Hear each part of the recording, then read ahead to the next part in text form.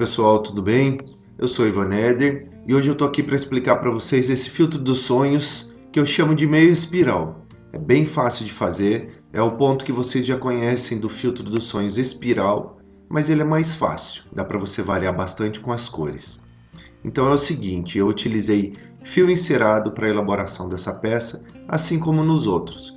Você vai utilizar aí de 2 a 3 metros para cada camada, não tem uma medida padrão. Utiliza o que você quiser, tá bom?